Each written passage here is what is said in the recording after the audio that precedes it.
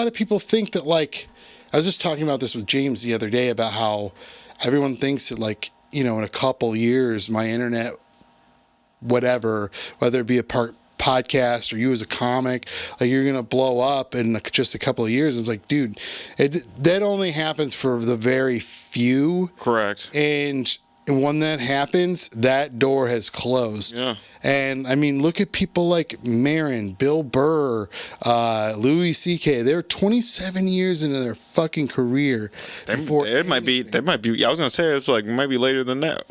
Like, yeah. For some, yeah. I was just listening to a podcast with Maron on it. He was a guest, and he was talking about how it was like 20. He was like 28 years into his career until like things started to really happen. Yeah. The movies and whatnot, yeah. The podcast was blowing up and crazy. Like, it makes you like think like, okay, well, this, I guess in a sense, this journey to wherever it's leading is, I'm not gonna know. It's a long one. Yeah, I'm not gonna know whether or not it's worth still staying doing it until I've done it for 27 years. Yeah.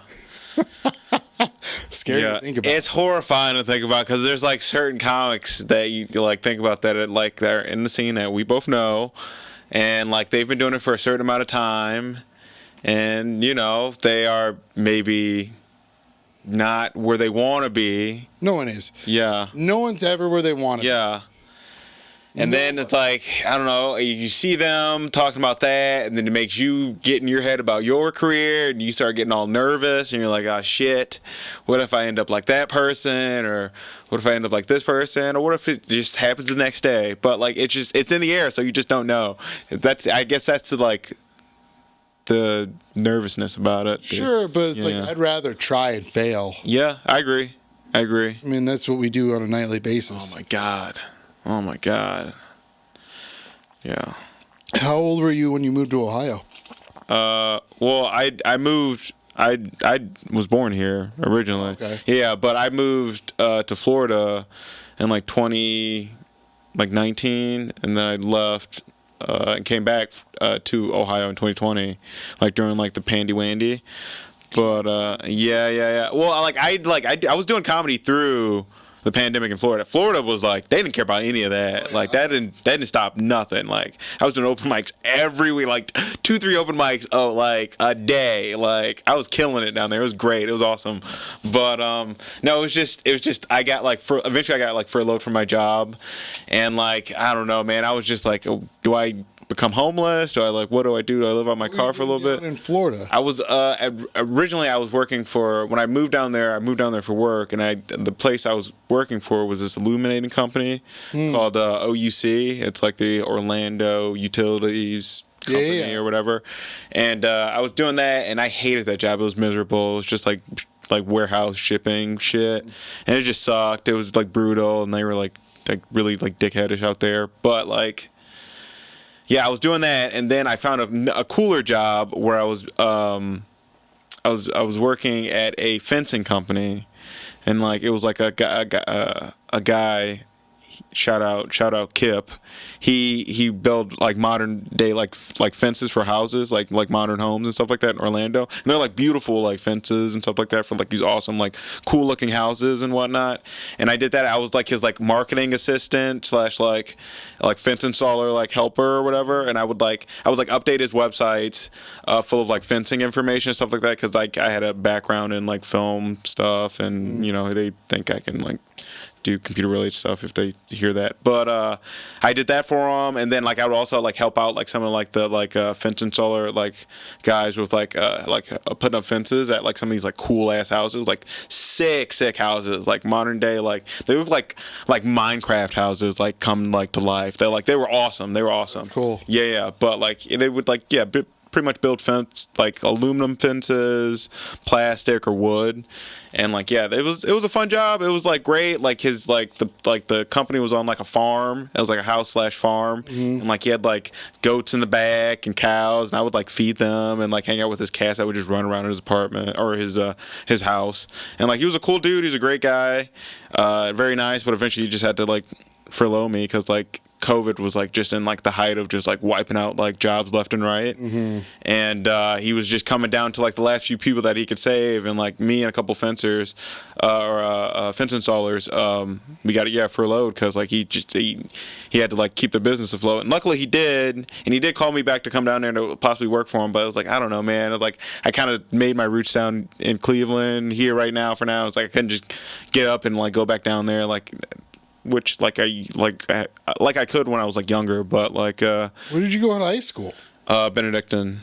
It's on the east side, on Martin Luther King Drive. It's the all boys school. Oh, really? Yeah, I'm an all boys brat. Yeah, man. Yeah, that was it was interesting. Yeah, I was like a depressed kid during those years, but like I still had like my moments of fun and like hanging out with friends and stuff like that. But like, I don't know, I feel like being at an all boys school kind of took the pressure off of like high school, because like you were just around like the fellas, so you're just kind of like you could be chill and like not like be under the pressure of like, oh, is this chicken love me, or I can't fart because like I'm sitting next to this cute girl or whatever. Like we were just competition. Yeah. Being yes. So we're just like bros to each other, and we just like hang out and get into fucking wacky shit. Because like my year of like I started high school in 2011. Yeah, 2011, and I graduated 2014. And how many people were in your graduating class? Like 73 or something like that. Oh wow, small. Very small. Yeah. But yeah, when I started, like they gave us our class laptops in school. And that was like the craziest thing to do, because like we didn't pay attention much in class, because like we're looking at porn or on Reddit playing like Reddit 50/50. Like we would do that in like theology class. Like not like policing the internet. They did, but like we had some really smart kids in there that got past those like those programs and all those like safety Horny nerds. Yeah. Like I know a guy that like literally he was able to like change his grades.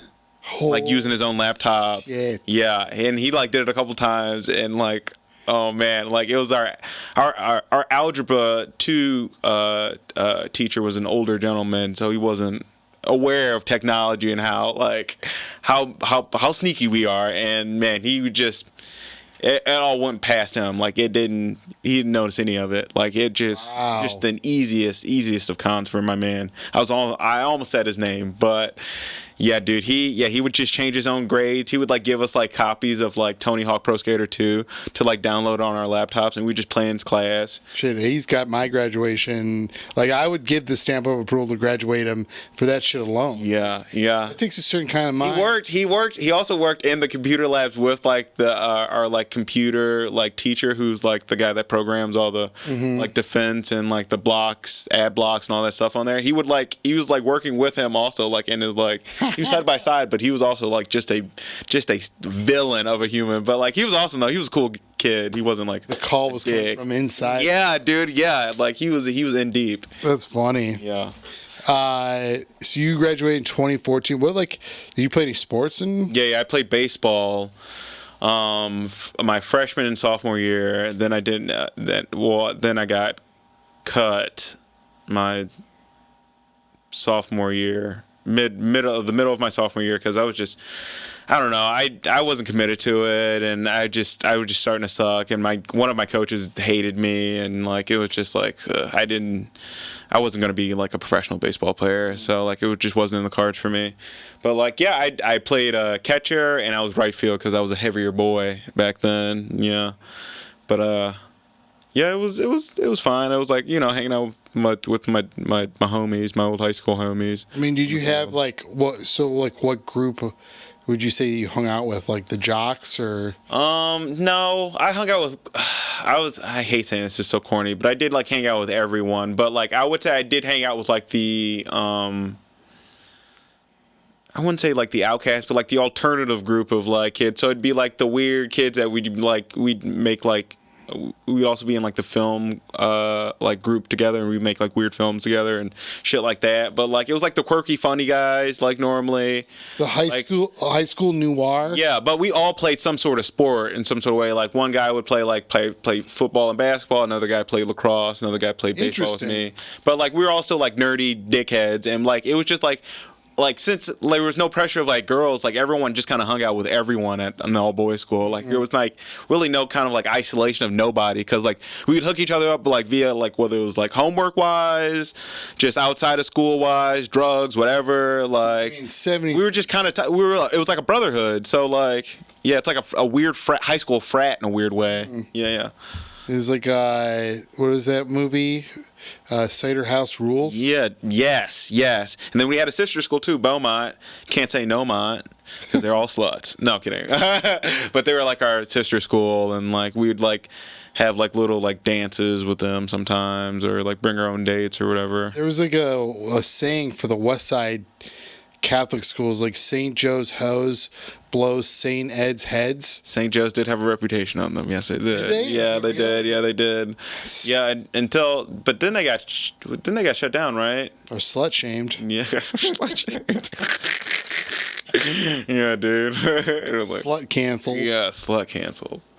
That's funny, but yeah, I remember. Yeah, there were some rascals up at St. Joe's as well. For sure. That's funny. Yeah. All boys school, and yeah, I mean, I kind of feel that like when I was growing up and being homeschooled, like obviously there wasn't any girls, it was just literally me. Yeah. And you know, like there wasn't any competition with anybody. Or I'm sure there were like times where you're like, oh, this is dumb, I'm just gonna go home. Oh yeah, absolutely. I don't have to participate in this if I don't want to. Yeah. Which I love that about being homeschooled, was like just the ability to go like, I remember vividly because like when I was in high school, the Jackass movies were really popular, and so all those kids were acting like fucking morons and like tasing each other and like throwing their own shit at each other. Yeah, and they think it's funny. Yeah, and I'm like, this is the dumbest thing I've ever seen. But I remember them all teasing each other, and they're like, "You're up next." And I'm like, I'm gonna go home. Have a nice night, everybody. Yeah, I was always nervous to be around like. I mean, I love like what the Jackass guys do, but I was always nervous to be around guys like that. Or just like they'll just pull like some clippers out of the like pocket and just like go for your head. Just like yeah, I was like, man, it's crazy because like they don't care. Like they'll just do it, and it's just like, oh fuck, man, it's like being next to like a ticking time bomb. Yeah, dude. One kid drowned another kid's guinea pig. Jesus. Just because he thought that would be funny. Jesus. To leave the guinea pig in the fucking toilet. Oh my god. Like that is some shit. Holy fuck. The guinea pig, not Wiggles. Wiggles. Oh no. Couldn't wiggle his way out of that. I was gonna say. Oh, just squeaking. Oh man, wet and squeaking. Ugh. So yeah, you hung out with all like the. That's interesting to me that like all the alt nerds, like they all played sports too. Yeah. You don't see that very often. All of our teachers were also coaches in some sort of manner. Wow. All of our teachers. They used every part of the animal, huh? Yeah, dude. Yeah. Benny, man, there was a lot of shenanigans that went on at that school. We had there was teachers that well, they're gone now, but like they used to take money from the school and stuff like that, slip a little money behind their back, but they eventually got caught, and there was some shenanigans for sure. But yeah, well, what a rascal house of an education you had. Yeah, the other all boys schools had their chaos too, especially St. Ed's. You heard crazy shit about St. Ed's and St. Ignatius as well, but yeah, man. So it's fun times though. What would you say? Were you a class clown or? No, because I was still for some reason I was just a sad boy. I was just sad and fat all the time. But I was just in my head a lot. I would just overthink and be in my head a lot. But I would still hang out with my friends and try to be sneak in a quick funny thing, and then I'd just kind of step aside and let everyone talk. But pick your spots. Yeah. But I wouldn't say I was I would say I was more of a. Honestly, I was more of a nerd than anything. I was definitely still reading comic books during those days. Yeah, I I enjoyed like painting and stuff like that. Even though like our art teacher was like a real bitch, dude. She was a shitty person. She would just tell like, I don't know, students to their face that their art was bad, and I was just like, aren't you supposed to like embrace them and like don't? And she was like, yeah, this is not good. You should like maybe restart over or like do something better. She would like say this like she would say crazy shit to certain people, and it's just like this is. And then like out of nowhere, she won like $50,000 and like a school raffle. And like remember those like birthday bucks things? Yeah. She won one of those. She won $50,000, and she was like one of like the meanest art teachers you've ever like come across. It's when you realize that like life isn't fair. Yeah, I was gonna say, I was like, God isn't real. Yeah. Or like good things happen to really shitty people. Yes. God, like it's funny too. I was just having a conversation with a friend about how about participation trophies. About like I don't get people's like argument against participation trophies or like encouraging a kid for having tried. Yeah. What did you want? Yeah. For them to feel like a piece of shit like you did? Yeah, that's just I feel like that's only like boomers doing shit like that, because like, yeah, I don't know, they're used to that mentality of like, just put dirt on your wounds and keep on walking or whatever. And it's like, all right, man, but like, how many things did you quit? You didn't fix anything. You just, I don't know, honestly made that wound worse, but yeah. Well, how many things did you quit because you were told you weren't good enough when in reality you didn't have time to develop to be good at it? Very true. So you just gave up on it. Shunned you from it too early, and you didn't even know if you're good at it or not. That's why but I did have another friend who was a kid who said, I will allow my kid to have that participation trophy, but it has a shelf life. And eventually, I get it. He was like, why am I going to keep... It's on the shelf and there's a trash can underneath it, and he's just like... He's looking at his watch and like, yeah. Yeah. Like, I'm going to keep around, like, I'm going to, like, memorialize that my kid's both dumb and a failure. Yeah, I get that. But I'm trying not to, like... He's like, it's kind of a fine balance between like trying to encourage them to continue on, and you know, if you enjoy doing it, or give up, And if you don't enjoy it, then what's the point? I mean, there's a lot of things I'm really bad at that I really enjoy doing. Skateboarding, golf, you name it. I'm not good at anything. I'm not good at golf either. I agree with that. Yeah, I'm right there with you, brother. I can talk around and say I'm funny. Yeah, dude. Yeah, that's why I feel like I honestly I feel the exact same way when I'm on stage. I feel like it was like, am I actually funny, or are people just like mocking me while I'm on stage? Like I'm funny. Yeah, you are funny and you're charming up there. Thank you. And it's all gonna go away eventually one day. I'm gonna end up like, if you let it get to you, it will. Yeah. I'm trying not to. No, I still like enjoyed like doing comedy and still having fun up there, but I don't know, just the anxiety of like coming up with new material really sometimes gets to me. Yeah, and like I don't know, I feel like I get imposter syndrome up there a lot, where I'm like, this is the set where they find out I'm an idiot and I'm nothing to offer this room. Wait, what do you mean by that? Like just from like are you saying like from your jokes or something like that, or like just what? In general, like I'm not good at this. I'm not funny. They're gonna find out that like I'm wasting their time. Like really, you go through that? Oh yeah, almost all the time. No shit. No, you shouldn't go through that. That's crazy. No, you're funny. It's like I remember when we did that Solstice gig. You killed. You killed. You killed that night. Yeah. Like I don't know, that moment of like even when you do well, like that moment is only good until I get off stage now. Yeah. Like once I get off stage, I start going through like, oh, I suck. Mm-hmm. Yeah. I suck. Everyone hated me. Yeah. But I feel like even like I hear that the like professionals even still do that. So like that kind of soothes my soul a little bit when I hear. Like I hear like Attell still goes through that, like off, like gets off stage, he's like, that wasn't good, and like even though he just got like a standing ovation and just murdered for the umpteenth time, but yeah, I mean anybody who's left to their own devices to like try and figure out the world in which we all live in, and then try and make comedy out of that, just the horrific reality of what life is for every generation, is gonna probably be a pretty miserable individual. But everyone thinks that like they're gonna be so much fun to hang out with and blah blah blah. It's like some. I mean, some of us are like we're kind of we speak our own language in a sense, but we're like we know we're grumpy for a reason. Yes, we're all commiserating on what we're grumpy about. Yeah, and there's a lot of camaraderie in that, which you don't like. I think from the outside looking in, they'd be like, understand. I thought these guys were like going to be a lot of fun to hang out with, and as it turns out, they're miserable. Thought they were going to party with us after the shows. We're going to do shots. It's like, no, dude. Call my cousin a fag. Yeah. It's like, no, sir. I'm going to walk home alone and scream I hate myself in my brain. Yeah. For that walk home. And why I suck at this. I mean, I went through such a phase of like going like, why did that guy get that? Yeah. Why does this? I still go through it.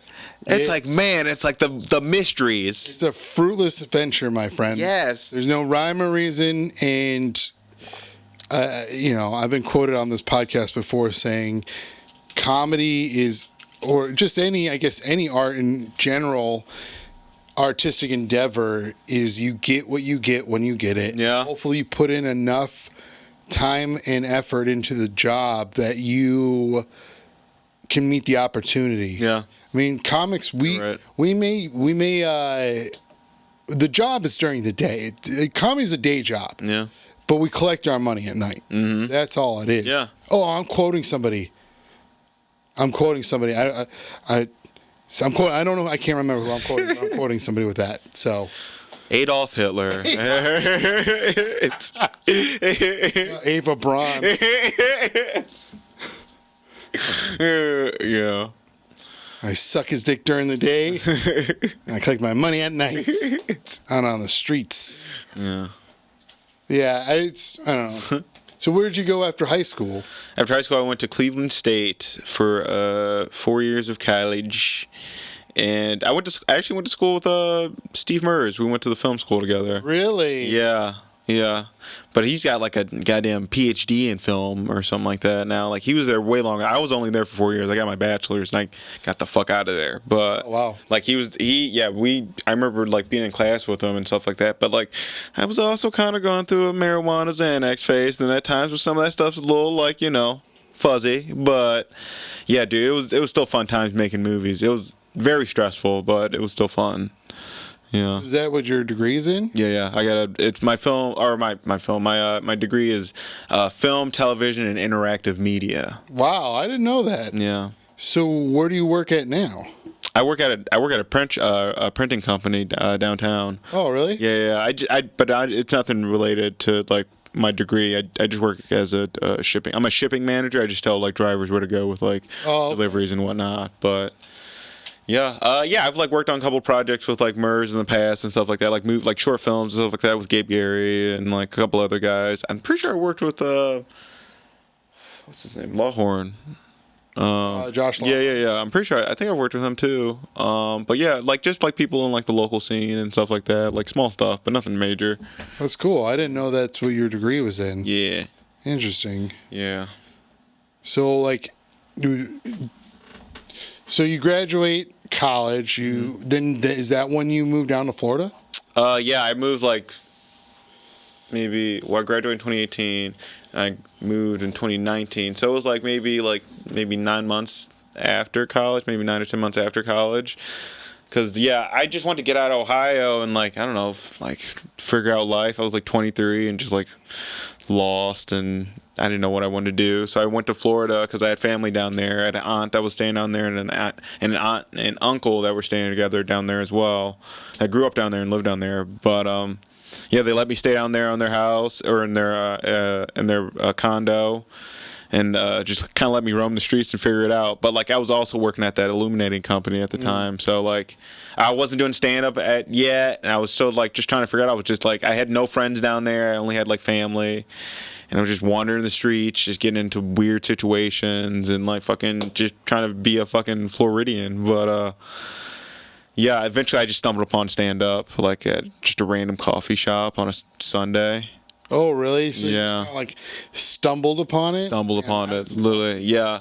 It was this place called Austin's Coffee. I would hang out there and like I feel like I was at the time I wondered like write a movie, and I did technically. I just didn't like write the dialogue yet. I just wrote out the whole like treatment. So like everything's written out, but I just have no dialogue yet. But I would go up there to like write that out and type it out and try to, I don't know, be productive in some sort of manner and look like I was, an important figure somehow. But Still I was pursuing your dream. correct, yes. And I was up there, and I just so happened to be up there when they were like just about to start comedy, and then like a guy like got on stage and he was like, "All right, we're about to start comedy." I'm like, about 10 minutes, and then like this guy next to me was just talking to me, and I was like, "Hey, what's going on here?" And he was like, "Oh yeah, it's like a comedy open mic. We're about to do like stand up and just work out material and like hang out and talk shit, whatever."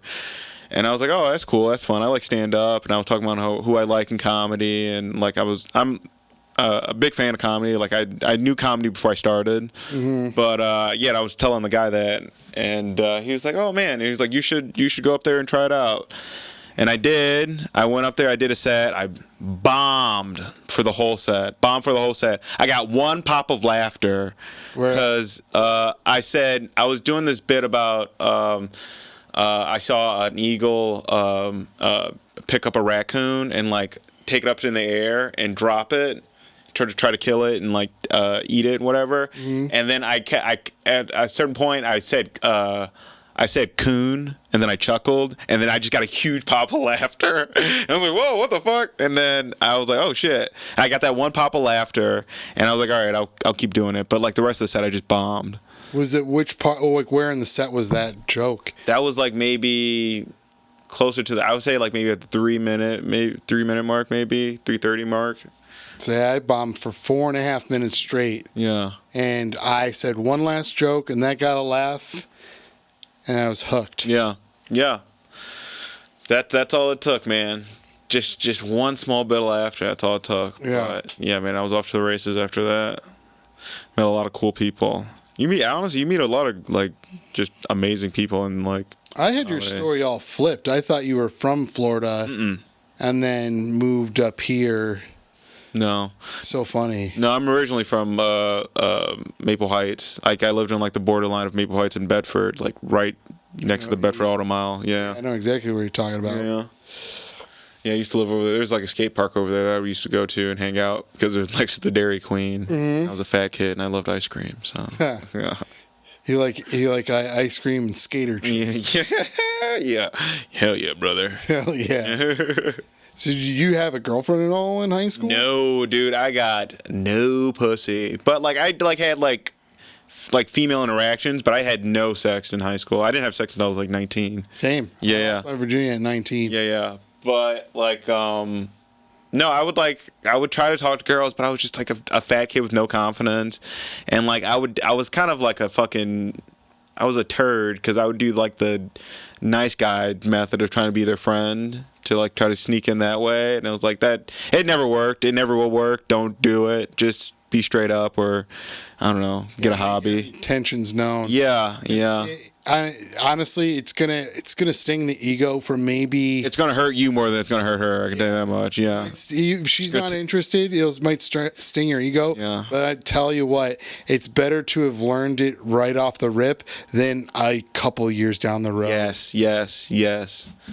Yes. But no, I would say I did have some cool or like fair amount of like female interactions. Like, all right, I don't know if you're aware of this, but like I did go to Catholic school all my life and all that, but like there are like kind of like urban Catholic schools, like where like a lot of like black kids will go to like Catholic school, and like not that many white kids will go to that Catholic school. And I went to one of those during my elementary years, and I would still hang out with all those like friends in like my high school years. We would just all go to like different Catholic schools over in Ohio.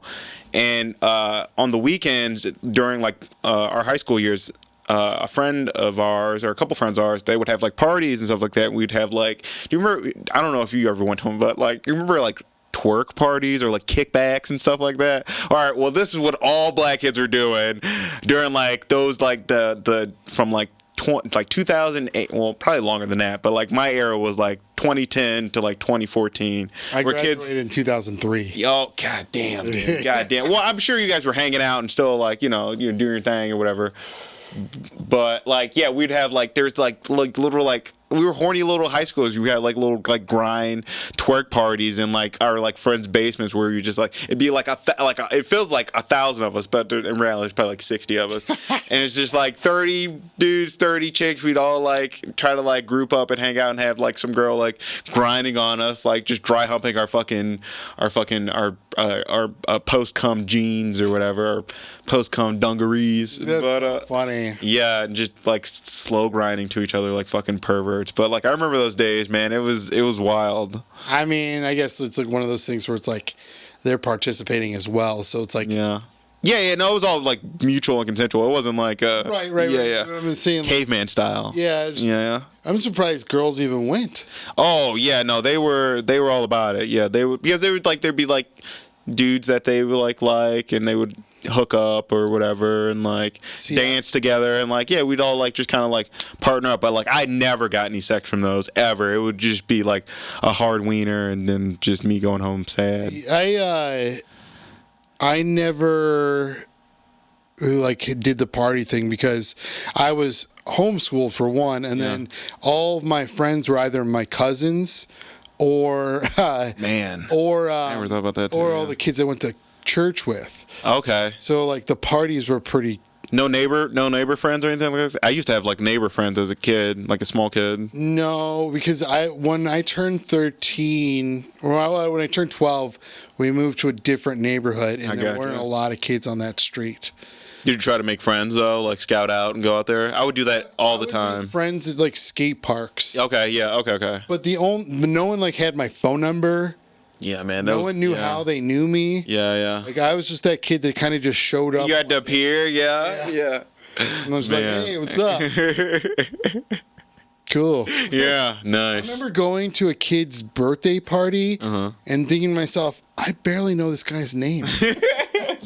I don't know anyone in here. Yeah. It was at the like, so every Friday every Friday and Saturday, this like roller rink would turn into a skate park. Yeah. For Fridays and Saturday nights from like. Oh yeah, I remember the roller rink, dude. Yeah. Yeah. Do you remember that one though? No, I don't. Wait. That's not the United Skates one, is it? It's called Roller World. He did like. It sounds familiar, but indoor hockey. Okay, really, I should say. Okay, it was like an indoor hockey rink that turned into indoor hockey. It sounds familiar. You know what I mean, an indoor rollerblade rink. Yeah. I know what you're talking about. That they turned into a skate park every weekend, and it was like $5 to get in. Yeah. My dad would drop me off. It'd go from like anywhere, but I think it was like from 5 o'clock to 9 o'clock, and I don't even know when my dad would drop me off. I mean. It was in walking distance of my house. Yeah. But yeah, I would go up there and skate until 9 and until they kicked us all out. Yeah. And that's how I met people. It was like at skate parks. Oh shit. That was the only way to meet anybody for me.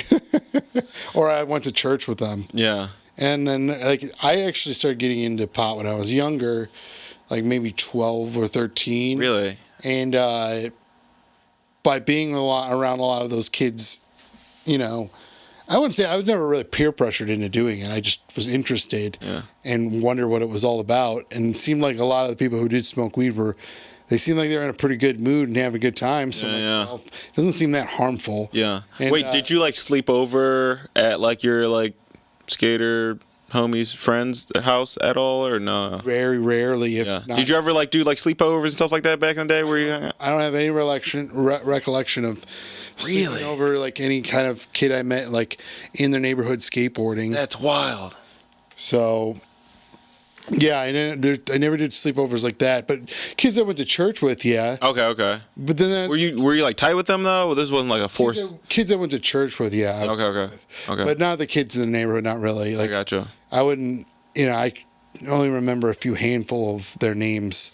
There's only a few I still even talk to these days. Like, there's a couple I still talk to though. They're good guys, and one's dead. Nice. So yeah, it's God's problem now. Yeah.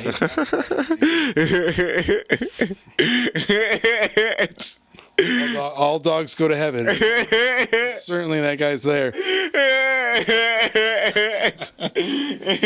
His name was also Jeremy, but he was Jeremy with a J. Okay. So they called him Jerry and me Jeremy. Nice. Damn, dude, they gave him a whole ass new name, huh? Yeah. Like, oh, your name starts with a J, so I guess we'll call you Jerry. Yeah. For some reason, I don't like to be called Jerry. Yeah. I don't like, because in my head I associate that's that guy's name. Yeah. So everyone thought his name was Jerry Malafa, but because of me being around, he was Jerry Malafa. Damn. But his real name was Jeremy. Yeah. I'm still friends with his brother. I was gonna say, did they write that in his like book, in his like yearbook, Jerry? I don't have no idea. I never asked him because we were still friends, like. Up until he died. Oh, okay. So, but we weren't like close. We were never that close. I gotcha. I never asked him. I wonder if they told him. I feel bad because I didn't even go to school with him. It wasn't even like I was around that much. Yeah, they just still changed his name. Yeah, they changed his name. It's like, who's Jeremy? It's like, oh, Jerry. Yeah.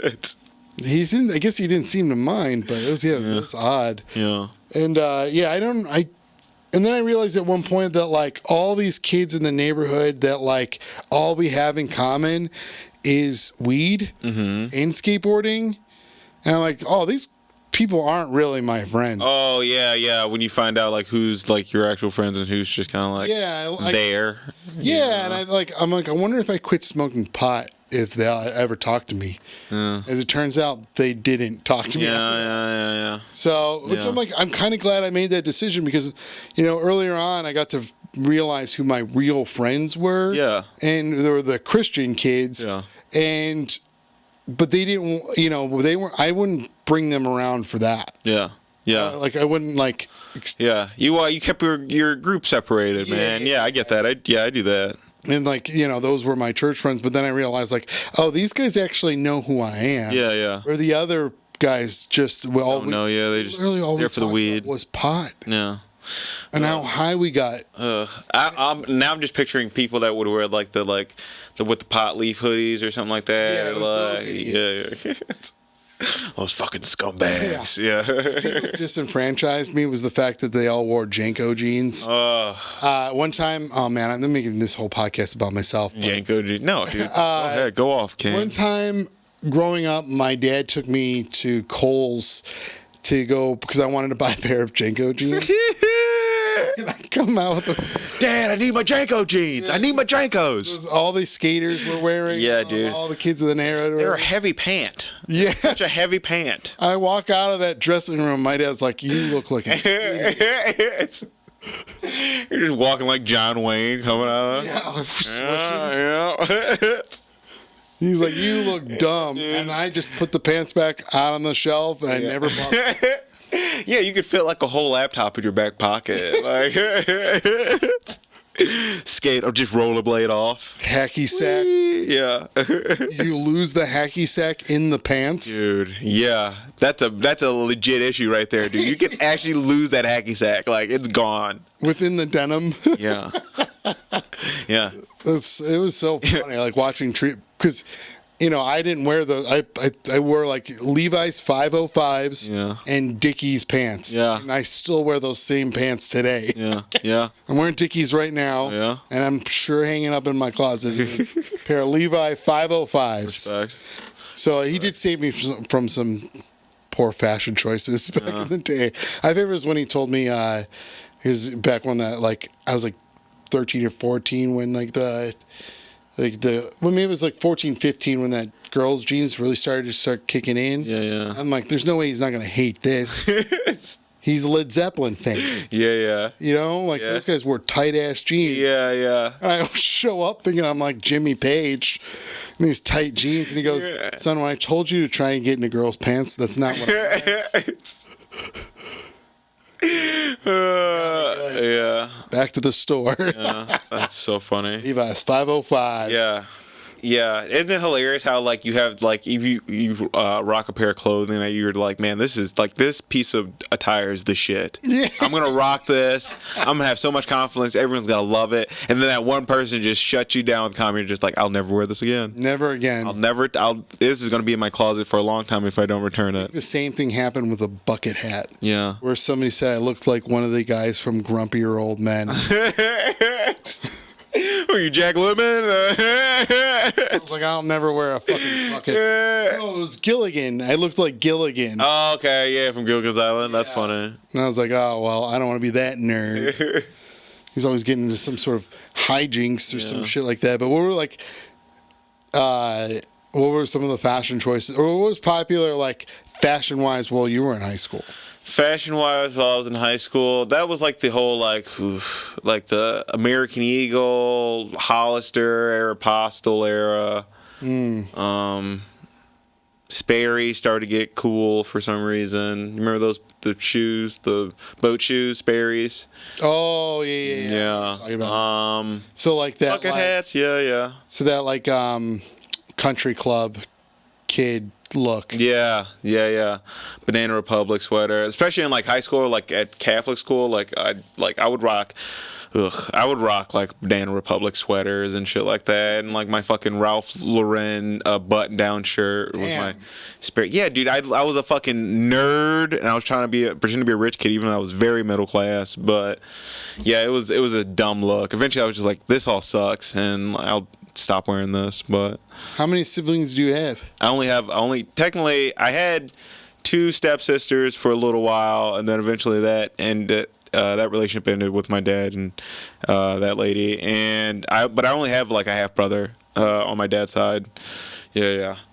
But when did your parents split? When I was like in the 3rd grade, I want to say. Oh, okay. Yeah, because I think I had to go to court and shit like that too, and like watch. But yeah, that was interesting.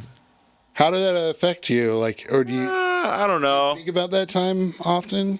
Not really. I don't think about it. But I mean, I'm sure it traumatized me in some sort of manner, though. But like, I don't know. In a way, I feel like it kind of like made me grow up more in a weird way too, because it's just like I'm just like watching these 2 adults hash it out over not liking each other anymore and interesting. Want to get away with each other. But like yeah, because I'm sure that like these 2 people are supposed to be like my protectors or whatever, or like my core group. Yeah, they're supposed to be the pair I'm supposed to like look up to, and, and now they're screaming at each other, talking about how they hate each other, and it's like, oh, cool. Yeah, that's interesting. And then feeling like I don't remember this episode of the Brady Bunch. Yeah. Stupid white people. God. Yeah, I don't know. So, how old was your half brother at the time? Was it? Well, I guess he wasn't around now that I think of it. No, he wasn't like around, but I would see him he would still come over like every weekend pretty much. And like when my mom and my dad were together, because he had like his own room and I had my own room or whatever. But then, so was it from a previous marriage from your mom? No, a previous marriage from my dad. Oh. Yeah, Papa was a Rolling Stone, so got it. Yeah. A real philanderer. But no, I love him. It sucks to say, but out of the 2 of my parents, I would say I probably like my dad more. But like, I love my mom. Don't get me wrong, but my dad is definitely way cooler. My mom is very anal about certain stuff. But yeah, it was. I don't know. It was fine. Like they worked out their differences eventually. Like ironically now, like at their older age, they're both like. Well, my dad's like in his mid-60s. My mom's like 70 now, and like they're friends now. Like they're cool. Like they actually hang out, and like he'll come by and like they'll talk and stuff like that. Like they're friendly now, but like back then it was like they were just button heads like fucking mountain goats. Yeah, I'm sure it's tough with kids and everything. And having to find time for yourself in that process. And yeah, it's, I don't know, it's tough. Yeah. Like, so did you live with your mom or did you live with your dad during that time? I lived with my mom mainly, but I would see my dad every other weekend. Yeah. And then I would be like hang out with like my brother would. come over every other weekend as well. So I would like hang out with my brother at my dad's house and stuff like that. Cool. Yeah. So and then it felt more like hanging out with a family. Yeah, definitely. But eventually, like, I don't know, he grew up and stopped coming over because he wanted to go, I don't know, get pussy or whatever, go smoke weed, hang out with his friends. Yeah, the things that high school students. Yeah, eventually, and that's fine. It was like I'd eventually start hanging out with my friends and stuff like that. Sure. So it was like normal. You guys still talk today? Oh yeah. We don't talk a lot or every day, but like we still like talk from time to like I don't know, maybe like a couple times like a month maybe. It's like me and my brother. Yeah. We don't talk a ton, but it was funny because I called him Friday. Yeah. And even he was confused why I was calling. Yeah. You ever get that? Where it's like, hello? Yeah. Thinking it might possibly be a butt dial. Yeah. Hey, what are you doing? I mean, shit, I've done that too. I've butt dialed for sure. Yeah. So, how old was your mom when she had you? 42. She was older. Yeah, dude. I come from old com, man. Old com? Yeah. Both sides? Yeah. Well, my dad was... I think my dad was 30... He might have been like 39, 38. Yeah. But, yeah, she had me at 42. And I don't know, I always kind of like regretted that in a weird way. I was like, I wish she would have had me earlier, you know? Like, I would have been born in like the 80s or something like that, or like just to see what that era was like truly, or like the 70s maybe. I mean, she was like, my mom was born in the 50s, so like she's been alive for a while. But yeah, I was like, I don't know, it's fine, it's whatever. But I was just like, man, it'd been way cool if I was born in like another era. Yeah. I don't know. I don't know any other area other than this one, so yeah, true. I like what it was like to live in it. Yeah. Like you think too, it's like, oh well, then a lot of the luxuries that I enjoy today wouldn't be actually around. Like, very true. Yeah, it'd be a whole different situation for sure. The way how crazy I get about like knowing something. And then, like, so it's like I can't remember something. I get to look it up immediately. Yeah, you're right. Instead of just ponder it for the rest of your existence until the computers are made. Or I can get, like, the next morning where I can get to the library. Yeah. I remember those days where that was miserable. I remember the library, too. Yeah, I remember hanging out at the library after school, like, every day to, like, wait for my mom to pick me up or something. Yeah, I used to go to the library a lot because... Yeah, same. You know, when you're home. So many library school girl crushes up there, too. Yeah. You see some girl, like, reading a fucking Judy Blume book, and you're like, oh, sweet Lord. Oh, Judy. I see you're into mysteries, my lady. That, youth fiction section. Yeah, nowadays, for sure. There's nothing good going on there. Yeah. Nothing I can participate in. No, yeah, that's a no zone right there. Christian kid, and like abstinence is definitely like honed. Like it's like they wouldn't stop talking. It was like they spent more time talking about sex to me than I almost thought about sex. Really? Yeah, it was crazy. When you grow up in a church, they're like, don't have sex. And you're like, well, I wasn't thinking about it until you just mentioned it. I get that. I went to like this weird, like, it wasn't weird, but it was like a Christian, like a youth camp program or something like that for like a couple days in like, I want to say it was either North or South Carolina, but like my mom's church went, and I was like, oh sure, I'll go because it's like in North Carolina, something to do, whatever. And I went and I went to like the kids section of like the whole like program or whatever, and like they kind of did hammer like the whole subject of like don't have sex or like being a virgin is cool and shit like that. Like they really like pushed that agenda like hard, and I was like, all right, man, like chill. Yeah. I was like, sometimes I'm like, God. Yeah. I wish they would just fucking change the subject. Yeah, it's like, hey guys, what's wrong with getting a little pussy? I'm already like, I'm trying not to think about it. Right. You're telling me not to think about it, But you're getting me all horned up talking about it so much. mentioning it. Yeah. It's like, I'm like looking at a skateboard magazine. The last thing on my mind is sex, and I'm like, and they're like, hey, don't have sex. Yeah. Well, I wasn't fucking thinking about it. Reading about skateboards right now. Yeah. Jesus, like Yeah.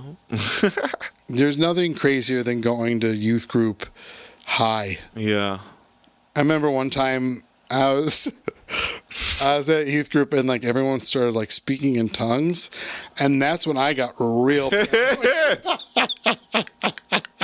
Like, 'cause I went Did you try to translate it? You're just like, I'm sorry, could you say that again? I was like, what? I was like, oh no, I spoke too much. What'd you say about my mother? Like one time, my friend Caleb, his sister, and then her best friend Tabitha, they got like possessed by the spirit, and they had like these giggles, and I was like, they're fucking with me now. Like I was so paranoid that everyone knew I was high. That's so funny. I always think about that Hannibal Buress joke where he talks about people catching the Holy Ghost and how that's kind of like horse shit. Yeah, It's just like, you're just getting up there to get attention and to wiggle around and be a jerk off for a little bit. yeah. Yeah. And saying that like somehow Christ has compelled you. Yeah, yeah. And it's like for like really though, or are you just like, I don't know. I don't know. Get a little bit of attention right now. That's it. I didn't necessarily discourage speaking in tongues. Did you ever do it? No. Okay. They also were kind of I feel like even the pastor at the time, Ken Roberts, I'm still good buddies with his son. Facebook friends? No, we're still good buddies. We talk here and there. Britton Roberts, I should have called him. That would have been awesome. But, well, he's got kids now I think of it, so he's probably hanging out with his kids. His dad, Ken Roberts, I could tell was getting a little uncomfortable with it. Really? Yeah. He would kind of like cut people off. Really? He's like, all right, cut it off with all that. Oh, Yeah. No shit. yeah, it was kind of funny to watch because you could tell even he was like uncomfortable with a lot of the like speaking in tongues or like the oversaturation of the spiritual aspect of it. Yeah, it seemed like he was uncomfortable with it in hindsight. At the time, I'm like, oh, he's just moving on. Yeah. But now that I'm older, I was like, oh, he was trying to move on. Yeah. Yeah, I never spoke in tongues. I never really like. I was a pretty basic Christian. You never caught the Holy Spirit? Did you ever stand up and be like, I never got into it like that, and like when you grow up around it and all your friends and your core group of people, they are very into it, and you're like, I don't connect at all to this. I would daydream so hard in church. Mm-hmm. I feel like honestly, church helped my imagination grow. Because I would be in my brain just thinking about everything and anything just to get out of the situation of being in church right now. Absolutely. Yeah. I was thinking about anything but church. Yes. During church. Yes. Like when I'm going to go skateboarding, I was obsessed with skateboarding. As you can probably tell. Yeah. In that period of time, or like when am I going to be able to go play my guitar? Like that's all I wanted to do was play guitar, and then they got me involved with like running sound and all those like the sound equipment. Yeah. That's when I'm like, hey, church isn't so bad. They've got a lot of cool gadgets around here. Yeah, man. Yeah, I remember just being a kid and sitting in church, and it was just like, this person's just going on and on. I don't care what's happening. Just want to go home. I want to play video games. I remember when like my mom finally gave up on like stopping me from like bringing like my like Game Boy SP and Game Boy Color and all that to church. She was just like, brother was. Yeah, she was like, you can bring it, but you can't have the volume on. And I'm like, yes. That was my brother for sure. Yeah. He was all he was doing was either playing. It's like, how else do you pass the time? That's like, sweet Lord. Star Wars. Yes. Bringing a comic book. Ooh, I would do that too. Yes. He would read. They had these like when they came out with like the first 3 films, like of the newer ones or whatever. They started doing these book series about like a young Obi-Wan Kenobi going through like his training the process. Yeah, and those books are actually very good. Okay. And, I feel like I've seen them at like Barnes & Noble or something like that. Would read those. It was like 11 different books. There's a ton of them. Okay. And sometimes they go through like different members of the Jedi, like You like their backgrounds and stuff like that, their stories. Yeah, I got you. And yeah, they were fascinating. They were very good books. Yeah. I ended up reading some of them too. But yeah, church. I just felt like I was everywhere else but that place. Yes. But so I went to a church that was a remote church, kind of like what we do with Secret Society. Like sometimes I think about the parallels between the two. Yeah. Is kind of funny because we were a remote church, so every Sunday we were either in a school, some sort of school gymnasium, but sometimes it would be a different school gymnasium. No, I think I know exactly what you're talking about. We'd meet at Middleburg Heights, and then sometimes we'd meet at Ford Middle School. It was like a congregation, but they didn't have like a home yet, we didn't have a technically. building. Yeah. Then once, My mom was in one of those for a little bit too. yeah, so we were in a remote church, and then once they got a building, that was pretty much the beginning of the end, to be honest with you. Yeah. Because they overspent on that building, and it was just a mess. Yeah. Yeah, basically, just them getting a building was what broke that church up. No shit. Oh, I honestly, like, I remember my mom's church. She went to a Baptist church, and there was like a huge altercation where, like, I guess, like one half of the church wasn't, I guess, really like vibing with like the pastor of the head pastor of the church anymore. They wanted like a new pastor or something like that. They want him to leave and all this other stuff. And like the church kind of split up, and it was like a huge like brawl. Someone pulled out like pepper spray at the church and sprayed someone at the church. And there was like people like jumping over pews and like around. There was like chaos. I remember that day clearly because I was like there, and like my mom would like pick me up and we're like, all right, we gotta go because like this is getting chaotic as fuck. Yeah. And like people were getting pepper sprayed. The cops had to come eventually. But like this congregation like split because of like just like bumping heads and like too many chefs in the kitchen situation. But yeah, eventually, yeah, they became like that congregation where they're just kind of moving around from like spot to spot trying to find a home. And like eventually, like the half that my mom eventually went with, that congregation half, they like ended up trying to do like their like sermons at like a pretty much like a psych ward in like the Shaker area, like an old like psych ward that it used to be a psych ward, but it was like the auditorium area. They would like do like their sermons and stuff like that in, and it was kind of creepy to walk through because it was like empty. It felt like an American Horror Story, like, yeah, I bet, like set. Yeah, it was weird. Yeah, we did ours in like a lot of schools, like either a high school or a middle school, and then have to like literally like transform the building into being a church. Yeah. For about 3 or 4 hours, and then tear it all down. Yeah. Throw it into a truck. The chairs down and all that. Yeah. And they had a piece of property pretty much that whole time. Like somebody donated. It was actually the guy who owns Vitamix had a piece of property in North Olmsted and donated that piece of property to the church. And the church is still on it to this day. No shit. Yeah, it's that big one in North Olmsted. Okay. That like kind of like it goes like down a hill. Yeah. 252. Okay. It was a big church, and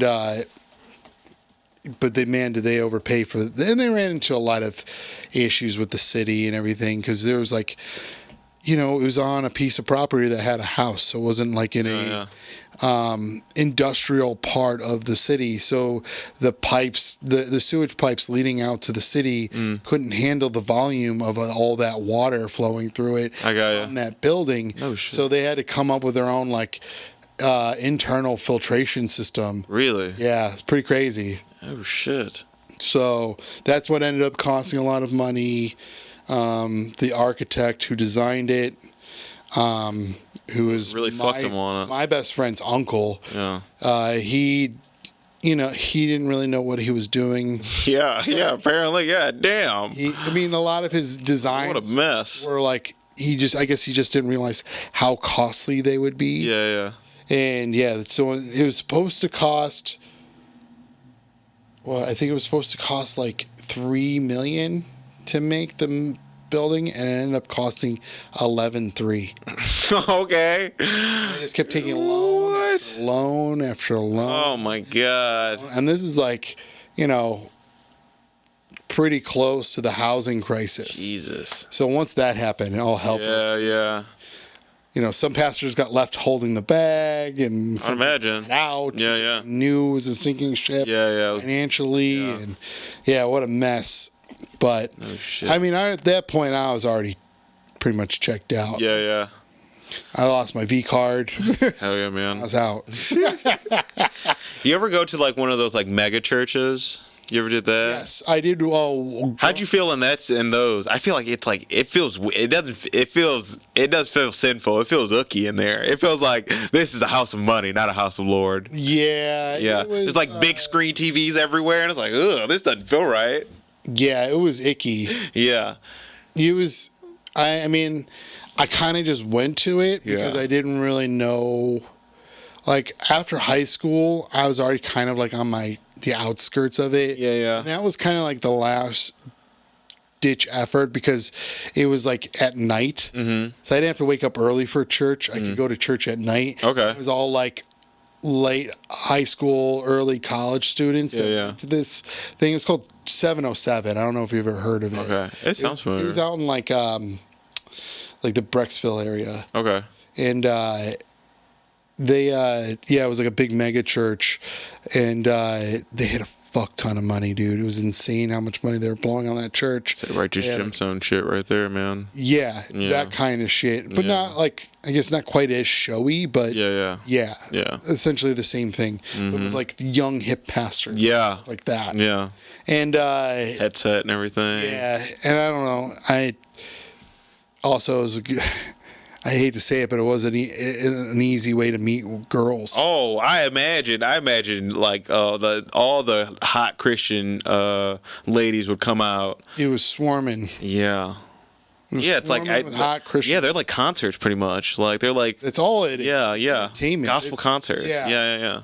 It's all it was, and then just getting stacks of money. Stacks of money. It was insane how much money that trucking church was bringing in. Man. On the back of like 19 to 21-year-olds. Insanity. Yeah. Insanity. Did you went to a mega church? Yeah, I went to the one. It's a one called the Word Church. It's a relatively known one in like the black community in like Ohio, and I'm pretty sure they got other couple spots. Like flyers. Yeah, and it's kind of hooky in there too, because it's just like that setup. There's like giant flat screen TVs, and they have like an ice rink and like a video game like section area, and it's like, what is going on here? It's like there's too much. He's got like a helicopter for some reason, like the pastor. What the fuck? His name is like R.L. Vernon or R.A. Vernon or something like that. But he's got like a helicopter, and it's just like it's like, I don't know, man. It all just seems like righteous gems. Like after watching that show, it just all seems like that. I mean, a lot of those churches, at least from what I remember, were. I mean, there was that. What was that place out in like Ernest Angela? I remember him. It was it was in like North Carolina. There was like a mega church out there that was like quite literally like multi-millions of dollars. Like, and I remember one of the pastors was named Rob Bell. And I don't know how involved in the church he is, but he has done a few episodes because like. Rob Bell was like the cool, like he had like interesting takes on the Bible. Okay. That were almost like a very like liberal's take on the Bible, which was refreshing to hear. Okay. So like, and he had all these like video series you could watch, and it's basically like him interpreting different Bible verses and how it kind of relates to you in the world you live in, and like how like gays aren't bad. Yeah. This is like basically like the point of it, I guess, in Yeah. a sense, or like you're not wrong for hanging out with your non-Christian friends. Yeah. You shouldn't feel bad for that. And Putting logic to it pretty much. Pretty much. Yeah. Okay, I like that. he's on Pete Holmes' podcast here and there. Okay. Nice. It's kind of interesting. Well, Pete Holmes, I think, was also like a Christian kid, right? Oh, yeah. He came up like real big Christian. Yeah. Right? Yeah, I'm pretty sure. Yeah. Beast of a comic. Yeah. Beast of a comic. And, but yeah, that was kind of like, but also true, that's another early time in my life where like, comedy was definitely an aspect of going to that church. Like, you couldn't wait to get to church to tell your buddy something goofy you'd thought of. Really? Yeah, so I would wish I had that feeling. Yeah. So my friends in that church were like, my really close ones were Caleb, TJ, and Steven. And like, we were like inseparable. Like, we just were goofy guys. We like, you know, ska and Hell yeah. skateboarding, and Hell yeah. but we like to goof around. We liked humor was definitely a big aspect of that, like, or a big thing that was with us. Like, we like to make jokes and stuff like that. Yeah. I do remember, like, me learning how to structure a joke was to specifically say it to those three guys. Make them laugh. Yeah. Yeah. I get that. Yeah, I was in, like, I probably wasn't most vocal out of all of us, but I was more of like, I'll pick my places type. Yeah. As well. Yeah. But I could also get very chatty. It does all depend on like what the mood I was in. Right. But I would say that out of that friend group, my buddy TJ was definitely the funniest of all of us. Okay. Like, The jokester. he was, yeah, and his jokes were very smart. Okay. And he's just a very, like, he was one of those types where, like, holy shit, I can't believe I didn't see that type. Oh, okay, I gotcha. He is very good at. I'm getting Dimitri Martin feels from this man for some reason. I wouldn't say it was quite that, like, esoteric. Okay. But he definitely, if he would have focused on comedy, he maybe could have. I don't know. Like, but he was very funny. Okay. His grandpa was like straight off the boat Irish, and that guy was hilarious. He used to like. His thing is he liked to he just always wanted to punch us for some reason, and for whatever reason we were all freaked out. Like punch the chest kind of guy. He was like, no, because I guess he was a Golden Glove. Oh, so it's like a reflex then, huh? Yeah. So he's like, let me punch you. Huh? Let me punch you. Hey, what are you doing? Let me punch you. Come on, let me take just one shot. Oh, is he Jack Dempsey? It was so fucking wild. And one time, finally, my buddy TJ, he was like, fine. Yeah. I ain't grandpa. Like, you can punch me one time. Wow. He dislocated his shoulder in one. No punch. shit. Whoa! No shit. It was wild. I've been storing up that punch since 1967. Oh, man. I never seen anything like it. Just pop. Yeah, Jesus. I didn't even think he wound up. It was just like the 1-inch punch. It was bam. Yeah. It was crazy. Damn, dude. Yeah, growing up in the church was interesting. Like, I don't know. I guess I don't have anything really else to compare it to, considering, like, that's all I really know. But so you grow up going to the church, or you like? Yeah. I grew up going to like Baptist church with my parents, but I also went to like Catholic school masses and stuff like that, like for like 12 years of like schooling and shit like that. So I went to both, but like, yeah, I would see both sides of it, Baptist wise and then like Catholic wise. I would see like go to those masses and then go to like Baptist church on Sundays with like my mom or my dad or whatever. Yeah. You don't think like growing up with like being in an all boys school that like you didn't learn comedy through that? Because it seems like for sure. Oh, there were like hilarious moments and situations for sure in comedy. Like I had to I would hang out with a squad. Like, I mean, they would get annoying, but these were like some of the funniest people I would like hang out with for sure. Like riffing bits, but you didn't even realize you were doing they were just doing off the wall shit, but it was like hilarious. But then like it would even like make like the teachers like teachers would like laugh like, oh really? Yeah, they would like love it too and stuff like that. Like we would do like these like videos where we were like news reporters giving like the news, like it would be like inside joke news on like high school shit. We used to do that kind of stuff all the time. Yeah, and like we would like the like school would like literally like pack themselves in the auditorium. We'd like watch these like dumb videos that like my dumbass group of friends would make, and it was just like it was weird. It was dumb, but it was like fun though. Like they were silly, and like people would like them and whatever. But like for sure, yeah, you're absolutely right. Comedy came from that for sure. Do you think that a lot of that time, or do you feel like a lot of that time shaped what you ended up pursuing? Eventually, like with videography and Honestly, comedy. yeah, in a weird way, but originally what I wanted to be was an architect, but I found out how much math and science was involved, and I was just like, man, I won't be able to hang on this. Like, I'm so bad at both of those, just awful at it. And then I was like, but I do like film. I like watching movies. Like, I love like finding out like weird like facts about movies and stuff like that, learning like about film.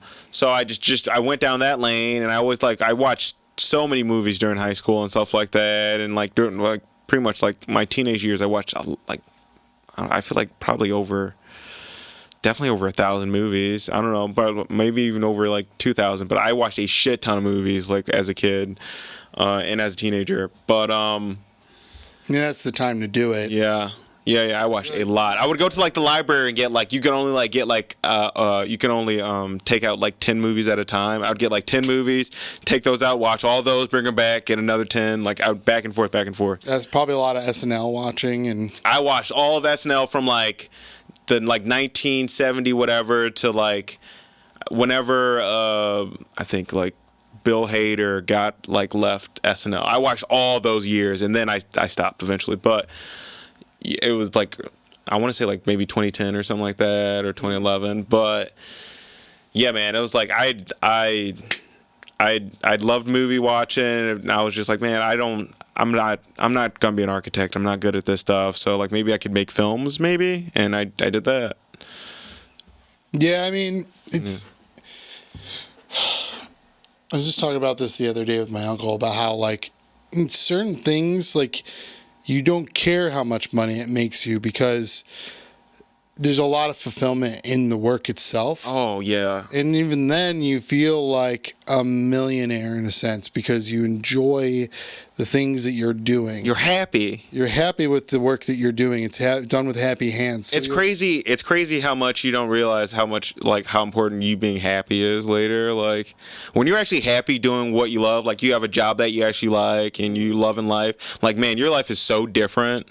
Like compared to just being like you wake up, you go to a job that's just pretty much just putting food on the table and you're living check to check. You're just miserable. You're just going through the days. You don't have any hobbies that you're doing. You're just like just doing the same thing over and over again, and like you're in this shit, like I don't know, the monotony cycle of it. Yeah. And like it's funny when you find something that you'll enjoy doing, you don't care like how much it pays you, and not even sort of. It's like you could pay you hundreds of millions of dollars, or it could pay you hundreds of dollars. Yes, it's all the same. Yeah. Like you just can't wait to do it. And that's sometimes how I feel about comedy, and like, well, most of the time I feel about comedy, but like, I think that a lot of that, like, during that time of being at church, shaped a lot of that for me. I always thought it was no. to like, because I was a musician too for a while, and I toured a lot, and I thought that was really what I wanted to do with my life. Yeah. Until I found comedy, and then that changed quite a bit. Yeah. Which is crazy to find that in your late 20s. Yeah. You're like, oh fuck. Like, well, I mean, shit. Like, what? Like, there was a couple of people in the scene that started like later than like. I mean, you start when you start. Like, yeah, exactly. But it is a little bit. I guess I don't know. I guess it's not. It's the same amount of difficulty, no matter what stage of life you're in. Yeah. But sometimes it's a lot harder to make the sacrifices that it requires to do comedy. Yeah. Because you're older and you have a mortgage and car payments and everything else, and so you definitely need to be conscientious about your time. And is this like moving me forward, even if it's just by centimeters? Yeah. And if that's a yes, then it's worth pursuing. Yeah. Otherwise, it's a waste of my time. I get that. I don't care if it moves me inches. I don't care if it moves me feet. But at the very least, it's got to move me at least centimeters. Yeah. And towards the direction I want to be going. Right. And some opportunities you find out in hindsight it wasn't worth your time. But Yeah. I don't know, comedy's fun, and it does remind me sometimes like of like when I'm growing up, like getting together with like my buddies and just trying to like say funny things. Yeah. And like Especially with other comics, yeah. And I was homeschooled, so I had nothing but time to think about like when I'm going to see them next. Mm-hmm. And when I see them next, I got like 5 new bits. Yeah. You get your material ready? I know exactly what I'm going to see saying. Man. No, I know exactly what you're talking about. But like even when you're talking about like you starting like at your late 20s, you don't think that's also kind of like a pro too? Because like you also have like you already have life experience, like you can like talk about that or use that as material compared to like, I don't know, someone that starts at like 18 or 19, they can't really relate to people or like adults or younger adults yet, really. But for me, yes. Yeah. For me personally, yes. Yeah. But everybody, despite your age, has lived some sort of life. True. Like, there's your parents splitting up and everything. Like, you could have, right out of high school, you have a whole set of material just from that alone. Man, I'd be such a deep kid, though. But, like, like, you talk about what you know, and what do you know, especially during that age. Yeah. You know a little bit about yourself, or at least some of the experiences that you had leading up to that point. So, or it's just talking about how you're not cool with girls. Yeah. Like, everyone has at least something to talk about. Not everyone's, maybe they're not necessarily fully formed and they're still learning a lot of themselves. I think for me personally, yes, me finding comedy when I did was the right time to be finding comedy. Yeah. And but also too, I'm an idiot, so I didn't even know you could do comedy in Cleveland until my late. Right. Yeah. You just see the marquees on Hilarities. Or you just see it on TV or whatever. Yeah, and all these people are from New York, L.A., Chicago. Never someone from Cleveland ever. Yeah. Drew Carey, but Drew Carey moved to Los Angeles. So, I mean, one of my mom's really good friends is, everybody has this kind of story, I feel like, these days. But my mom's best friend, her cousin was Drew Carey, and I remember meeting him at like one of their family reunions. And he was a nice guy and all. He showed up in a limousine, which was really weird. Because he was like right in the prime of like his popularity. And he was a little like short, but I can imagine how weird it would be like showing up to a family reunion knowing that you're a fucking millionaire, probably worth more than everyone combined. You're gonna at the thing. Deal with a lot of folk talking to you, asking you about questions and shit like that. Yeah. So, but like, it was the only person I knew in comedy, except there's Drew Carey and then their guy from National Lampoons. I can't think of his name right now. Oh, I know exactly. I can see his face with the glasses and the beard, white guy. I know exactly what you're talking about, but I can't. Oh, what's his name? He died a long time ago. Yeah, I know what you're talking about. He was. I knew he was from Chagrin Falls, but only because my dad told me. Okay. My dad told me about that, and I think there was like one other guy. Oh man, I can't think of his name. He's from Shaker. He was in like A Mighty Wind. He was a part of that like improv group of people where they just kind of had the movie out. David Wayne. No, it wasn't David. Oh yeah, he's also from. He's from Shaker. He's from Shaker too. Yeah. But I didn't find him till like college. Oh, okay. I found him like my first year of college. Yeah. I knew about him only because of like Adult Swim shows and shit like that, and like what was it, Wet Hot American Summer? Yeah. Movie back in the day. Yeah. Yeah, and then they had a show on MTV that I really loved watching. The State. I loved. Yeah. I fucking loved that show. Yeah. I loved Mr. Show. Mr. Show's so good. Bob and Dave, and like those were like, it's like it's like I get this style of comedy, like it's goofy. I love it. Quirky. Yeah. But there was like an element to it that I never. it wasn't until Marin where I'm like, oh, I kind of guess I understood improv a little bit. Yeah.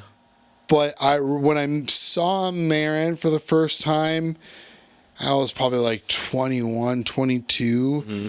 For whatever reason, even though I couldn't, especially then in my life, I understood that he was like the emotional comic. Like he was like the emo of comedy. Yeah. I understood that aspect of it. Or like, life is tragedy, but tragedy's still funny. Yeah, you can make something out of it. Yeah, and so like when I saw him for the first time was right when I was like, oh, I get this. Yeah. That's why I really connected to him and, ironically enough, a redhead who was on Conan here and there named Louis C.K. Oh, yeah. I loved Conan O'Brien. Yeah. Those early days of Conan O'Brien were like... Oh, do you remember his writing staff back then, dude? It was like Bob Odenkirk, Louis, like... the guy... Stepalopoulos. Dino. Yeah, Dino Stepalopoulos. I can't never remember his last name. It was that dude was a lot of people. It was like a killer group of folk. The guy who played Kenny, he was like a legit like writer for Conan at one point. Kenny and who? What? Wait, you said play that game? He played Kenny in 30 Rock. Oh yeah. He's a legit writer. Yeah.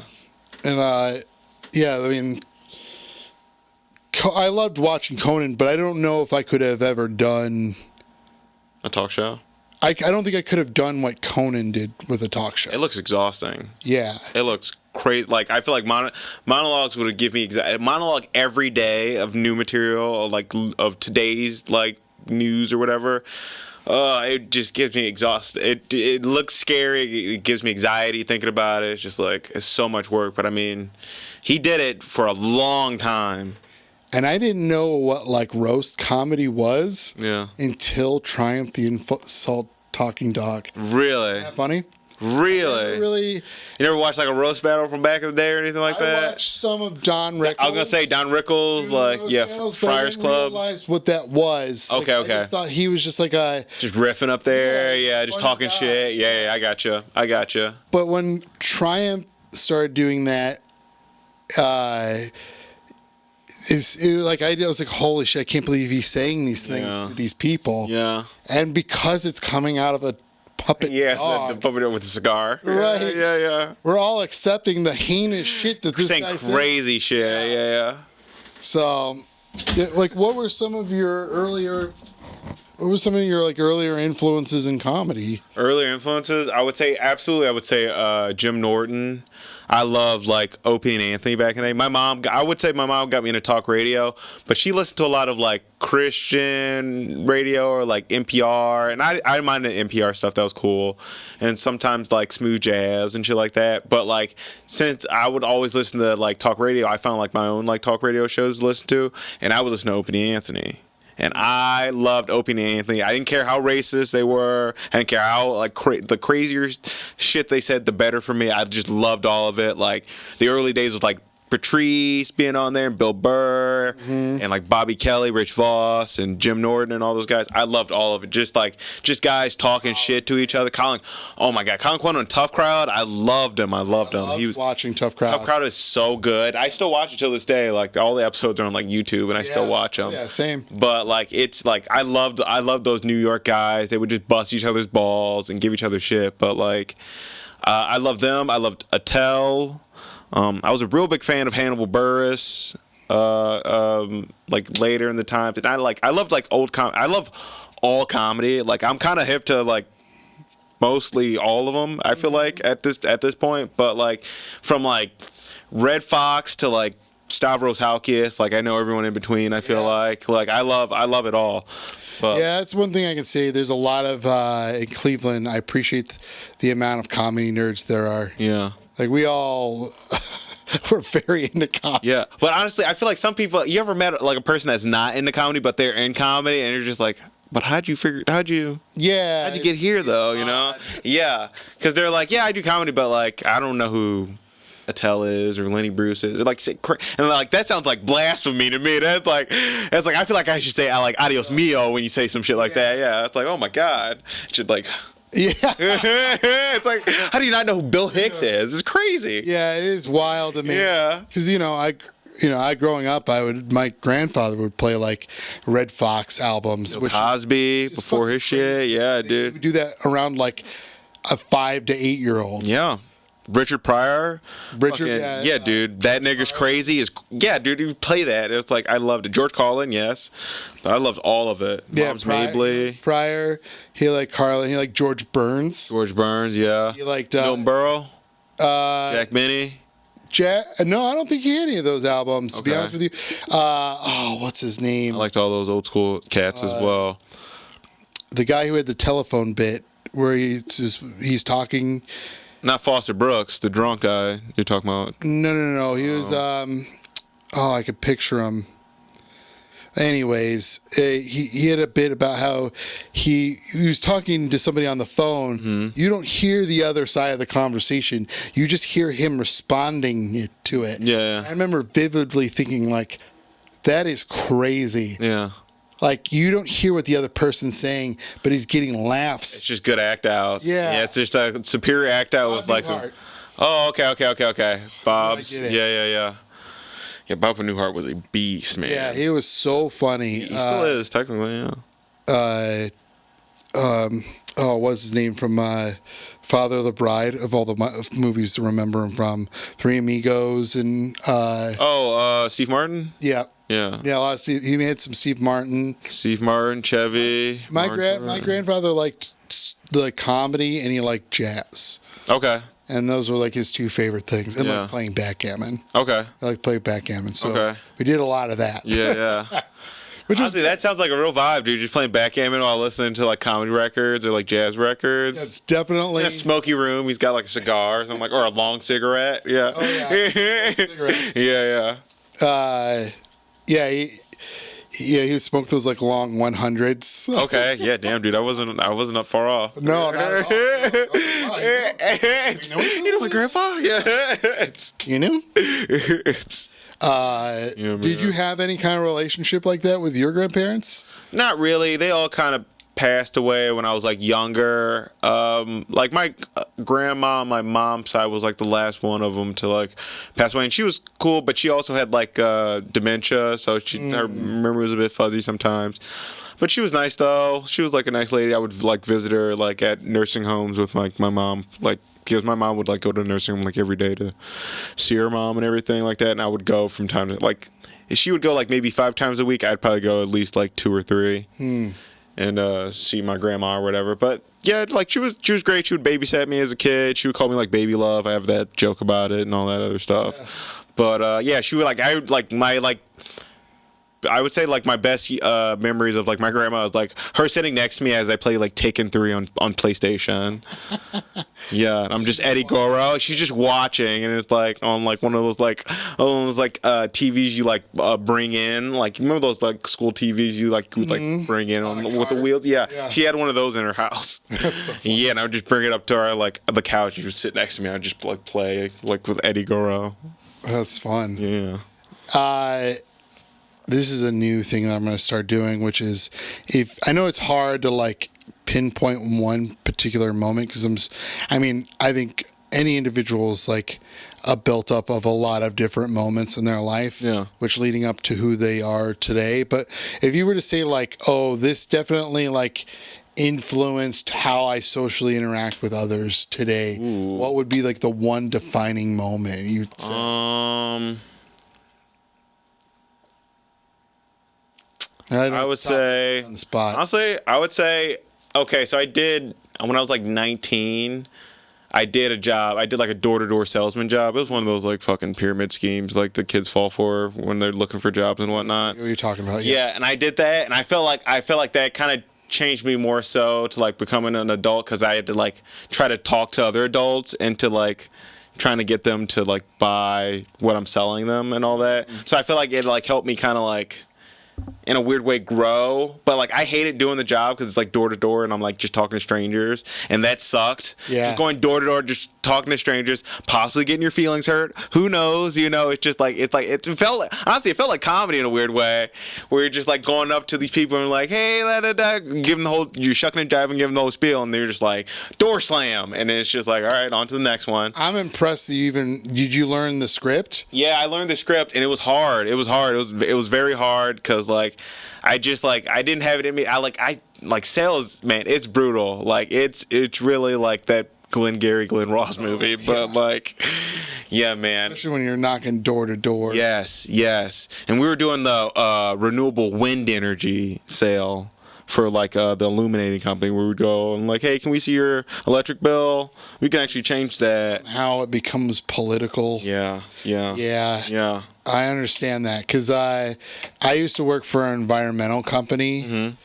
Well, not environmental. It was an environmental group. We like took in donations. Like we do like campaigns for like mountaintop removal. That was a big one when I was there. Mm-hmm. And we were an environmental group, and then. But once a year, during the summer, we had to go do field canvassing. Ugh. Try and look for new leads and stuff like that. Yeah, it was the only way we're legally allowed to do it. Ugh, it's brutal. And when it's already politically motivated, mm-hmm. Holy shit! The things people would say to you. I was gonna say you run into some interesting folk, huh? Yeah, man. It's like, I don't know. I'm just a college. Just trying to get some money, mister. I'm sorry. It's like trying to get laid with this money. Just trying to get some pussy, mister. How am I supposed to do that? Well, like, I guess you just won't get the combo meal this time. Yeah. I guess we're all eating off the value meal tonight. Yeah. Thanks so much for doing this. Of course. Thank you. Yeah. Thanks for having me. Let them know where they can find you. Okay. You can find me on the social medias. You can find me on Instagram at Flem Love or Fluv Comedy. I run a show every month in Cleveland, Ohio on the West Side at No Class called The Buck Show. It's a fun show of comics. I try to get from all over. They can say whatever they want. I normally have an audience. They're fun. They like to laugh. So, yeah, come out. Come hang out. Come enjoy some comedy. Sometimes you can catch me up at Hilarities with Gheramy and whatnot doing shows. But, yeah, that's where you can pretty much find me. Check my socials. Yeah, and then always you can send all of your nudes to at Gheramy_Demery. Oh, yeah? And then make sure to go to secretsocietycomedy.com to figure out where we're at next. And, I think there was one other thing I was going to try and promote while we were on here, but I don't remember what it was. So you're just going to have to figure it out next time. So thank you again. Oh, if you're still listening to this, I'm trying to pick things up for the Patreon. I promise you that I will be getting out new content here shortly. So everyone keep their pants on. And thank you again for doing this, Flem. No problem. Thank you, man. I appreciate you, Bubba. Later, buddy. Have a good one.